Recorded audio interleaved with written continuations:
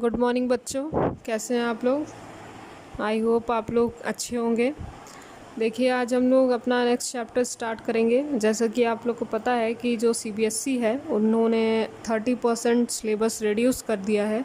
तो जो next chapter है हमारा, जिसके बारे में आज डिस्कस करेंगे, वो है कंट्रोल एंड कोऑर्डिनेशन। ठीक है, कंट्रोल एंड कोऑर्डिनेशन है। और कंट्रोल एंड कोऑर्डिनेशन में दो चीज़ें थी, ठीक है, दो पार्ट थे।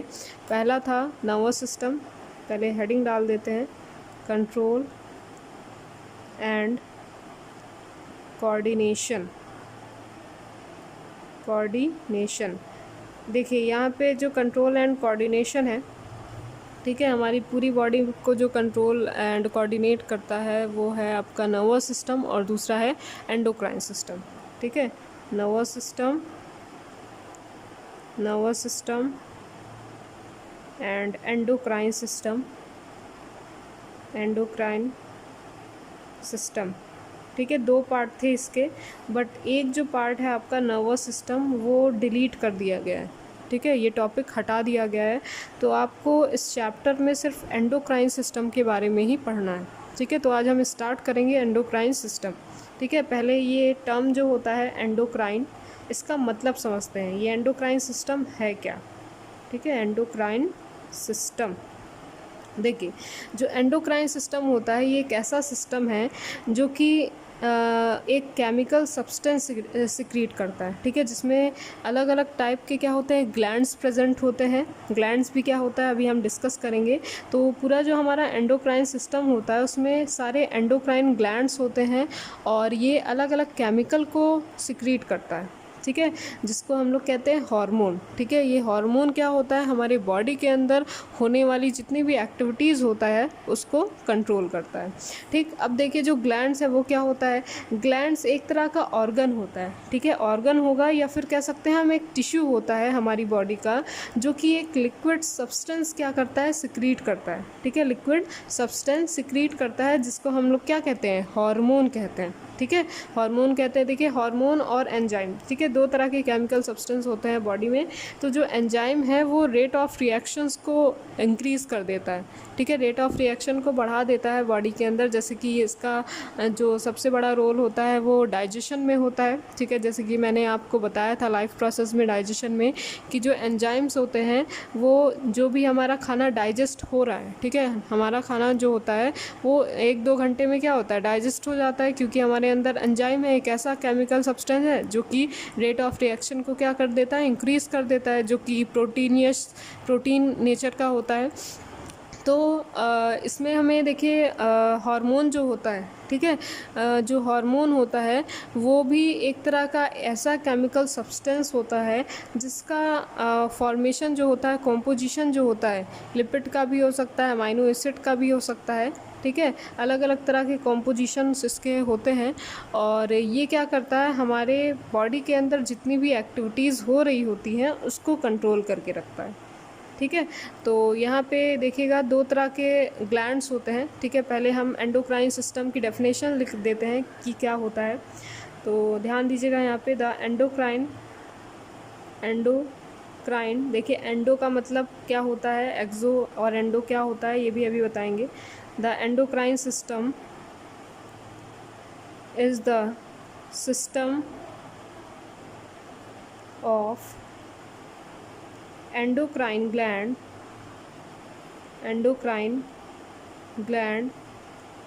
in our body which secrete chemical substance called hormone। ठीक है, क्या सिक्रीट करेगा, हार्मोन। ठीक, और ये अलग अलग तरह के एक्टिविटीज़ को बॉडी में कंट्रोल करता है। अब नेक्स्ट इसके बाद देखिए ग्लैंड्स क्या होते हैं। ग्लैंड्स की अगर बात करें तो ग्लैंड्स क्या है, एक ऑर्गन या फिर टिश्यू का पार्ट होता है। ठीक है, ऑर्गन या टिश्यू होता है। Glands are organs in our body which excrete, ठीक है, विच एक्सक्रीट या फिर कह सकते हैं secrete a liquid substance having some different chemical, दिख रहा है जी, चलिए, सम डिफरेंट केमिकल, ठीक है। अब देखिए, जो ग्लैंड्स होते हैं वो दो टाइप के होते हैं, ठीक है। Glands are of two types, ठीक है। दो टाइप होते हैं ग्लैंड्स के, कौन कौन से? पहला होता है एक्सोक्राइन ग्लैंड, एक्सोक्राइन ग्लैंड, ये समझना बहुत ज़रूरी है, एक्सोक्राइन ग्लैंड। और दूसरा होता है एंडोक्राइन ग्लैंड। क्या होता है बेटा? एंडोक्राइन ग्लैंड, ठीक है, एंडोक्राइन ग्लैंड। तो पहले समझिए एक्सोक्राइन ग्लैंड। तो देखिए एक्सोक्राइन ग्लैंड क्या होता है। देखिए, जो एक्सो का मतलब क्या होता है यहाँ पे? आउटर, ठीक है, आउटर होता है, ठीक है, आउटसाइड। तो देखिए, जो एक्सोक्राइन ग्लैंड होता है ये एक ऐसा ग्लैंड है, एक ऐसा टिश्यू होता है जो कि डक्ट होता है, जिसमें डक्ट होता है, ठीक है। डायग्राम देखिए समझा रहे हैं, ठीक है। मान लीजिए सपोज ये क्या है? एक एक्सोक्राइन ग्लैंड है, ठीक है, एक्सोक्राइन ग्लैंड, एक्सोक्राइन ग्लैंड, ठीक। और ये जो एक्सोक्राइन ग्लैंड है इससे एक केमिकल सब्सटेंस रिलीज़ होगा, ठीक है, केमिकल सब्सटेंस रिलीज़ होगा। और ये जो एक्सोक्राइन ग्लैंड है, जैसे कि मैंने आपको बताया था सलाइवरी ग्लैंड, बताया था ना माउथ में। तो जो सलाइवरी ग्लैंड है तो उसमें 3 तरह के ग्लैंड्स होते हैं, ठीक है। तो वो जो सलाइवा हमारे मुंह में सिक्रीट हो रहा है वो कहाँ से सिक्रीट होता है? ठीक है, कहाँ से सिक्रीट होता है? हमारे माउथ के अंदर, ठीक है, टंग के नीचे, चीक्स के पास, ईयर के पास क्या होता है? ग्लैंड्स प्रेजेंट होते हैं। और उसी से क्या होता है माउथ में, ठीक है, ये सपोज ये क्या है? माउथ है, माउथ में क्या होता है? सिक्रीट हो रहा होता है केमिकल सब्सटेंस, जिसको क्या कहते हैं? सलाइवा कहेंगे, ठीक है, सलाइवा या फिर एंजाइम कहते हैं। तो देखिए यहाँ से और यहाँ से, ठीक है, दोनों में क्या है? डिस्टेंस है, कुछ डिस्टेंस है। तो यहाँ से सिक्रीट कैसे होगा? यहाँ से सलाइवा सिक्रीट कैसे होगा माउथ के अंदर? माउथ के अंदर सलाइवा सिक्रीट होता है, इससे अटैच होता है क्या? एक ट्यूब, ठीक है, एक ट्यूब अटैच होता है। और इस ट्यूब को क्या कहा जाता है? डक्ट कहेंगे, ठीक है। इस डक्ट की हेल्प से, इस पाइप के हेल्प से क्या होता है? इस ट्यूब के हेल्प से जो सलाइवा है, जो केमिकल सब्सटेंस है, ये कहाँ रिलीज़ होगा? माउथ के अंदर रिलीज़ होता है, ठीक है। तो एक्सोक्राइन ग्लैंड ऐसे ग्लैंड होते हैं, एक्सो का मतलब होता है क्या? आउटर, आउटर मतलब बाहर की तरफ क्या हो रहा है? सिक्रीट हो रहा है, बाहर की तरफ सिक्रीट होता है सलाइवा को, आप बिल्कुल अच्छे से देख सकते हैं, क्लियर। तो देखो एक्सोक्राइन ग्लैंड ऐसे ग्लैंड होते हैं जिसमें डक्ट प्रेजेंट होती है, और ये बाहर की तरफ, ठीक है, बाहर कहने का मतलब है एक टारगेट ऑर्गन में इसको क्या करते हैं? डक्ट की हेल्प से पहुंचाते हैं केमिकल सब्सटेंस को। और एंडोक्राइन क्या हो जाएगा? एंडो का मतलब क्या हो जाएगा? इनसाइड, ठीक है, एंडो का मतलब क्या हो जाएगा? इनसाइड। तो ऐसे ग्लैंड्स, ठीक है, ऐसे ग्लैंड जिनमें क्या होता है? डक्ट प्रेजेंट नहीं होती, ठीक है, डक्ट प्रेजेंट नहीं होती। सपोज ये क्या है? एंडोक्राइन ग्लैंड है, इसमें कोई भी डक्ट नहीं है। डक्ट नहीं है तो ये पहुंचता कैसे? इसमें से जो केमिकल सब्सटेंस है वो कैसे टारगेट ऑर्गन्स को पहुंचाएगा? टारगेट जो टिश्यूज़ होते हैं उनमें कैसे पहुंचाएगा? देखिए, ये पहुंचाता है थ्रू द ब्लड, ठीक है। ये अपने हार्मोन्स को रिलीज़ करता है किसमें? आपका ब्लड में, ठीक है, डायरेक्ट ब्लड में रिलीज़ करेगा। और जो ब्लड होता है ये इस केमिकल को उस टारगेट ऑर्गन तक क्या करेगा? पहुंचाएगा, ठीक है। तो समझ में आया? एक्सोक्राइन ग्लैंड में क्या होती है? डक्ट प्रेजेंट होती है, जो कि डक्ट के हेल्प से क्या करेगा? केमिकल सब्सटेंस को एक जगह से दूसरे जगह पे, दूसरे ऑर्गन्स तक क्या करता है? पहुंचाएगा। और एंडोक्राइन ग्लैंड में क्या होता है? ये डक्टलेस होती है, ठीक है। कैसी होगी? डक्टलेस होगी, डक्ट प्रेजेंट नहीं होता है। ये अपने हार्मोन्स को, अपने केमिकल सब्सटेंस को डायरेक्ट रिलीज़ करती है, कहाँ पे? ब्लड में रिलीज़ करेगी, और ब्लड से क्या होता है? टारगेट ऑर्गन तक ये पहुँच जाता है। क्लियर हो गई इतनी बात। अब देखिए, जो ह्यूमन में एंडोक्राइन सिस्टम होता है, ह्यूमन एंडोक्राइन सिस्टम की यहाँ पे बात करेंगे। तो जो ह्यूमन के अंदर एंडोक्राइन सिस्टम होता है, ठीक है, वो 9 टाइप का होता है, 9 तरह का होता है ह्यूमन एंडोक्राइन सिस्टम, ठीक है। पहला जो ग्लैंड होता है, ठीक है, पहला जो एंडोक्राइन सिस्टम का जो ग्लैंड होता है, इसमें अगर बात कर रहे हैं ह्यूमन एंडोक्राइन सिस्टम की, तो इसमें अलग अलग तरह के एंडोक्राइन ग्लैंड प्रेजेंट होते हैं। और जो एंडोक्राइन ग्लैंड प्रेजेंट होंगे इनमें, वो अलग अलग रीजन्स पे प्रेजेंट होते हैं, ठीक है, अलग अलग जगह पे क्या होते हैं? प्रेजेंट होते हैं। तो सबसे पहला जो ग्लैंड होता है इसमें, वो होता है हाइपोथैलेमस, हाइपोथैलेमस, ठीक है। ग्लैंड्स की बात कर रहे हैं हम, ठीक है। एंडोक्राइन सिस्टम में ये पूरे जितने भी ग्लैंड हैं वो आएंगे। तो ग्लैंड्स में पहला ग्लैंड क्या है? हाइपोथैलेमस होता है, दूसरा होगा पिट्यूटरी ग्लैंड, पिट्यूटरी ग्लैंड। ठीक है, आप लोग नोट भी करते जाइएगा, इसी से आप लोग को नोट्स भी बनानी है अपनी।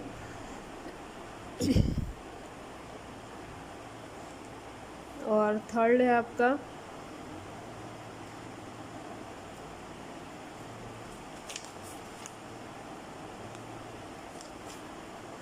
Thymus, thymus gland. फोर्थ है थायराइड ग्लैंड, थायराइड ग्लैंड। ठीक है, नेक्स्ट पेज पे आ रहे हैं।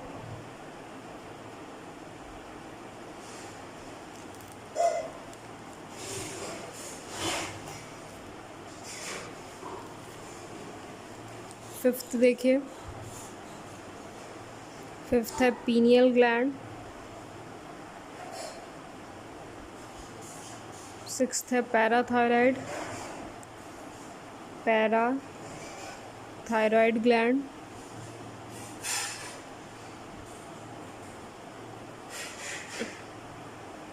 सेवेंथ है adrenal gland, adrenal gland. Eighth है आपका पेंक्रियाज। और नाइन्थ है गोनट्स। ठीक है, गोनट्स। गोनट्स में देखिए जो ह्यूमन होते हैं उसमें जो मेल और फीमेल होता है, अलग अलग तरह के ग्लैंड होते हैं। तो मेल के अंदर जो ग्लैंड होते हैं, ठीक है, मेल के अंदर जो ग्लैंड होते हैं उसको कहते हैं टेस्टिस। और जो फीमेल के अंदर जो ग्लैंड होता है इसको कहेंगे ओवरी। ठीक है, क्या कहेंगे? ओवरी। क्लियर इतनी बात? तो यहाँ पे देख लीजिए फिर से, ह्यूमंस के अंदर, ह्यूमन बीइंग के अंदर जो एंडोक्राइन सिस्टम होता है इसमें 9 टाइप के ग्लैंड प्रेजेंट होते हैं। First is hypothalamus, second is pituitary, third is thymus, fourth is thyroid, then आपका pineal gland, sixth parathyroid, seventh adrenal gland, pancreas as a exocrine और एंडोक्राइन दोनों वर्क करता है। आपने इसको एज अ एक्सोक्राइन पढ़ा था डाइजेशन में, ठीक है, और एंडोक्राइन ग्लैंड भी होता है। नेक्स्ट इसके बाद क्या है? लास्ट है आपका गोनट्स। ठीक है, तो एक एक ग्लैंड के बारे में हम डिटेल में डिस्कस करेंगे। फर्स्ट क्या है? हाइपोथैलेमस। तो देखिए हाइपोथैलेमस क्या होता है, यहाँ पे सबसे पहले बता रहे हैं इसका लोकेशन क्या है। Hypothalamus, hypothalamus gland. ठीक, हाइपोथैलेमस जो ग्लैंड होता है ये लोकेटेड होता है ब्रेन में। ठीक है, ब्रेन किस रीजन में? ठीक है, फोर ब्रेन के पास ये लोकेटेड होता है। और इसका जो ओरिजिन होता है वो एक्टोडर्म होता है। ठीक है, तो सबसे पहले इसका ओरिजिन लिखेंगे। ओरिजिन क्या होता है? एक्टोडर्म। ठीक है, देखिए आपने 9th क्लास में पढ़ा होगा एक्टोडर्म, एंडोडर्म एंड मीजोडर्म। तो एक्टोडर्म जो लेयर होती है इसी से इसका ओरिजिन होता है। जब एम्ब्रियोनिक डेवलपमेंट हो रही होती है किसी भी बेबी का, तभी ये क्या होता है? ओरिजिनेट हो जाता है और ये डेवलप होता है फ्रॉम एक्टोडर्म। क्लियर? अब देखिए लोकेशन कहाँ पे होता है? लोकेशन इसका होता है फोर ब्रेन में। ठीक है, पार्ट ऑफ फोर ब्रेन। ठीक, अब देखिए ये किस तरह के कौन कौन से हार्मोन का रिलीज़ करता है। तो देखिए हार्मोन कौन कौन से रिलीज़ करता है। ठीक है, मोस्ट इम्पॉर्टेंट ध्यान दीजिएगा। ये जो हार्मोन रिलीज़ करता है इसमें आता है न्यूरो हार्मोन है, रिलीज़र हार्मोन है, इनिबिटरी हार्मोन है। तो यहाँ पे हार्मोन के बारे में लिखेंगे। फर्स्ट है releaser hormone, releaser hormone.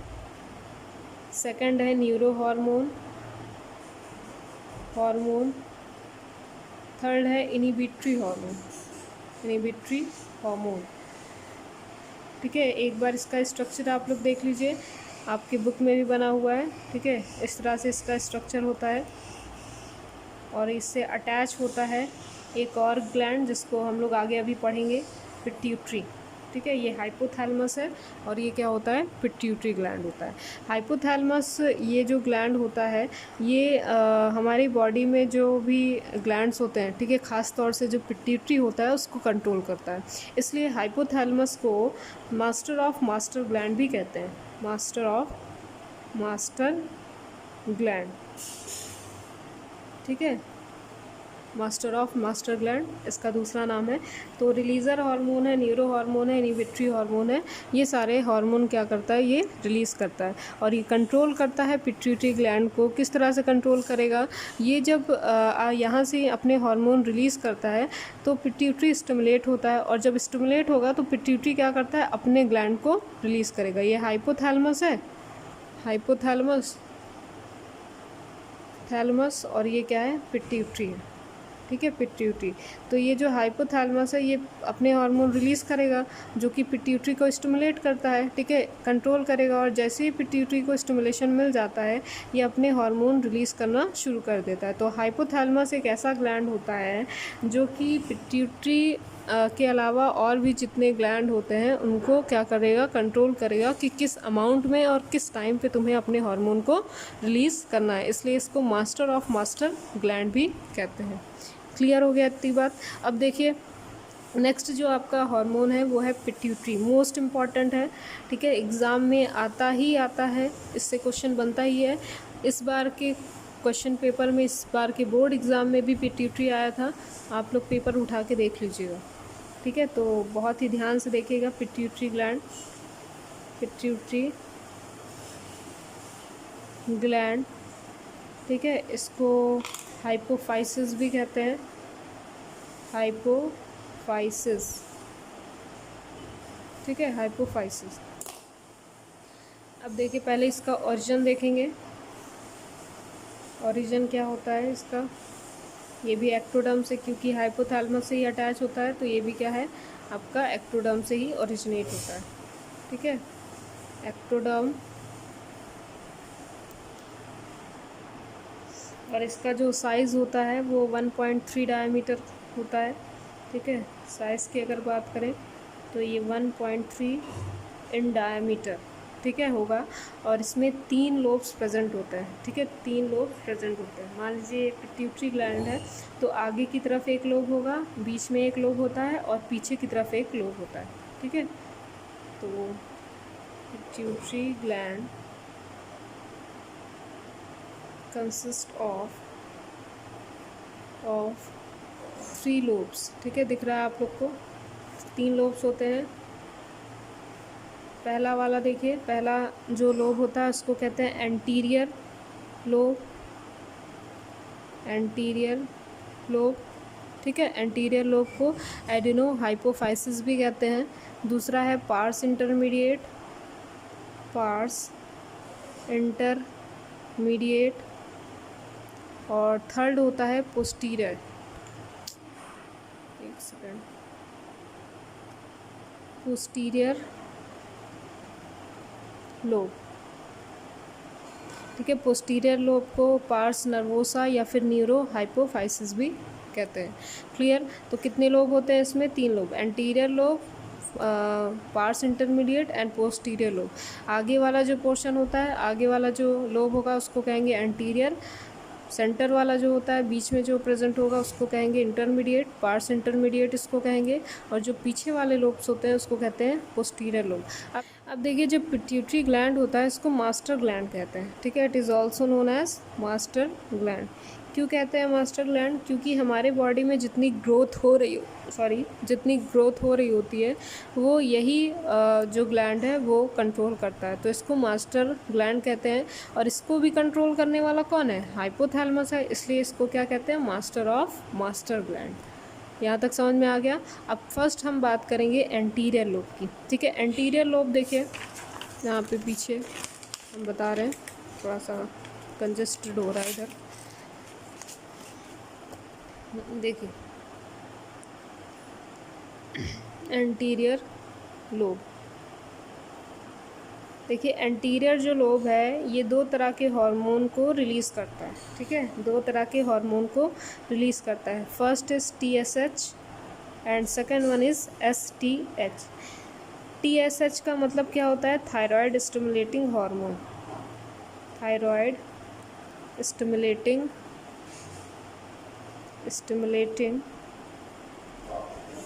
Hormone. और जो आपका STH है, इसका मतलब होता है सोमैटोट्रोफिन, सोमैटोट्रोफिन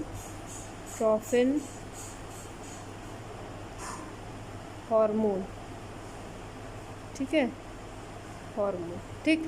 तो देखिए पहला हार्मोन क्या है, थायराइड स्टिमुलेटिंग हार्मोन। देखिए जो थायराइड स्टिमुलेटिंग हार्मोन है, जैसे कि नाम से ही पता चल रहा है, जो थायराइड ग्लैंड होता है, एक और ग्लैंड मैंने बताया है थायराइड ग्लैंड, जो थायराइड ग्लैंड होता है उसको स्टिमुलेट करता है, ठीक है, स्टिमुलेट करेगा, प्रेरित करेगा। तो थायराइड जो स्टिमुलेटिंग हार्मोन है, जो कि एंटीरियर लोब से, पिट्यूटरी ग्लैंड के एंटीरियर लोब से सिक्रीट हो रहा है, वो थायराइड को क्या करता है, स्टिमुलेट करेगा। और दूसरा जो इम्पॉर्टेंट हार्मोन है वो क्या है, STH। STH का मतलब है सोमैटोट्रोपिन हार्मोन। सोमैटोट्रोपिन हार्मोन को देखिए ग्रोथ हार्मोन भी कहते हैं। देखिए ये बहुत ही इम्पॉर्टेंट हार्मोन है।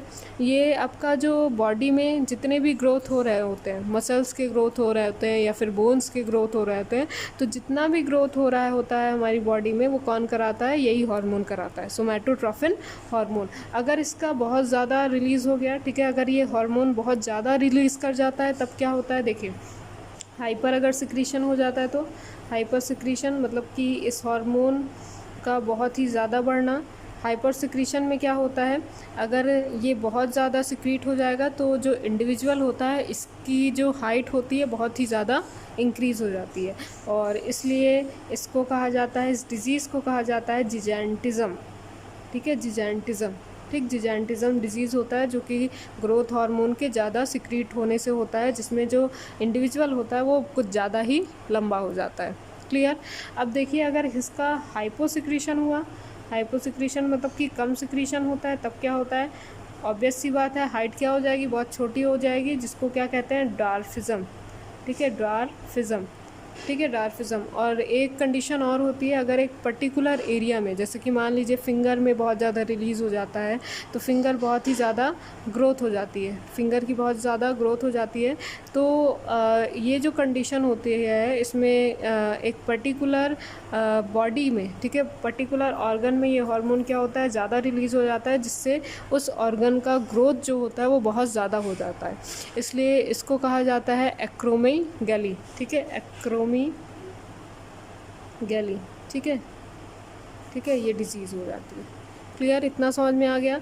अब देखिए पार्स इंटरमीडिएट, दूसरा क्या था, दूसरा लोब था आपका पार्स इंटरमीडिएट, ठीक है। अब देखिए पार्स इंटरमीडिएट जो होता है, ये कौन से हार्मोन रिलीज़ करता है, ये मेलानिन नाम का हार्मोन सिक्रीट करता है। इसको MSH भी बोल सकते हैं, या फिर मेलानिन, मेलानिन या फिर मेलानोसाइट भी बोलते हैं, ठीक है, और मेलानोसाइट, ठीक है। देखिए ये जो MSH है, ठीक है, ये हमारे अंदर जो पिगमेंट होता है, ठीक है, जो कलर होता है, कलर पिगमेंट होता है, उसके प्रोडक्शन को, मेलानिन पिगमेंट को क्या करता है, स्टिमुलेट करेगा, ठीक है। तो इसलिए इसको MSH, ठीक है, मेलानोसाइट स्टिमुलेटिंग हार्मोन कहते हैं, जो कि मेलानिन पिगमेंट को क्या करता है, स्टिमुलेट करता है, ताकि वो ज़्यादा से ज़्यादा मेलानिन सब्सटेंस का प्रोडक्शन करे, जो कि हमारे कलर के लिए रिस्पॉन्सिबल होता है। क्लियर। अब देखिए थर्ड जो आपका लोब होता है, थर्ड लोब क्या था, पोस्टीरियर लोब था, posterior lobe, posterior lobe. Posterior lobe की अगर बात करें तो यहाँ पे ध्यान दीजिएगा, जो पोस्टीरियर लोब है, पीछे की तरफ जो लोब होता है, इसमें दो तरह के हार्मोन रिलीज़ होते हैं, ठीक है, ये दो तरह के हार्मोन रिलीज़ करता है। पहला जो हार्मोन होता है, इसको कहते हैं वैसोप्रेसिन, वैसोप्रेसिन, और दूसरा है ऑक्सीटोसिन, ठीक है, ऑक्सीटोसिन। पहला क्या है, वैसोप्रेसिन। वैसोप्रेसिन क्या करता है, देखिए वैसोप्रेसिन एक ऐसा हार्मोन है जो कि हमारे बॉडी में वाटर के रीएब्जॉर्प्शन कराता है, ठीक है, वाटर की रीएब्जॉर्प्शन कराता है। तो देखिए यहाँ पे इसको ध्यान से समझिएगा, अगर ये हार्मोन ज़्यादा रिलीज़ होता है वैसोप्रेसिन, तो हमारा जो किडनी होता है, किडनी में जो ट्यूब्यूल्स होते हैं, ठीक है, नेफ्रॉन मैंने अभी आपको पढ़ाया है लास्ट चैप्टर में, तो जो नेफ्रॉन होता है वो ज़्यादा से ज़्यादा वाटर का रीअब्जॉर्प्शन करने लगता है, जिसकी वजह से हमारे अंदर जो वाटर है उसकी कमी हो जाती है, ठीक है, वाटर बिल्कुल होता ही नहीं है। जैसे कि बहुत अगर केसेस में देखा गया है कि जो प्रेग्नेंट लेडीज़ होती हैं वो वाटर वगैरह ले रही होती हैं प्रॉपर वे में, बैलेंस वे में, लेकिन क्या होता है कि कभी कभी जब वैसोप्रेसिन बहुत ज़्यादा बढ़ जाता है बॉडी के अंदर, वैसोप्रेसिन का सिक्रीशन ज़्यादा होने लगता है, तो बॉडी ज़्यादा से ज़्यादा रीअब्जॉर्ब करने लगती है वाटर को, और उस कंडीशन में जो प्रेग्नेंट लेडीज़ होती है, मदर को भी, और जो फीटस होता है, बेबी होता है, उसको भी खतरा होता है और पानी की कमी हो जाती है बॉडी में। क्लियर? तो वैसोप्रेसिन जो होता है वो हमारे बॉडी के अंदर रीअब्जॉर्प्शन कराता है वाटर को। ठीक, अब देखिए जो ऑक्सीटोसिन होता है ये क्या कराता है, ऑक्सीटोसिन जो हार्मोन होता है ये कॉन्ट्रैक्शन कराता है यूट्राइन का। ठीक है, यूट्राइन का क्या करता है, कॉन्ट्रैक्शन। यूट्राइन क्या होता है, देखिए जो यूट्रस होता है, ठीक है, जो फीमेल्स की जो यूट्रस होती है इसमें 3 तरह के लेयर्स होते हैं। ठीक है, 3 वॉल होती है।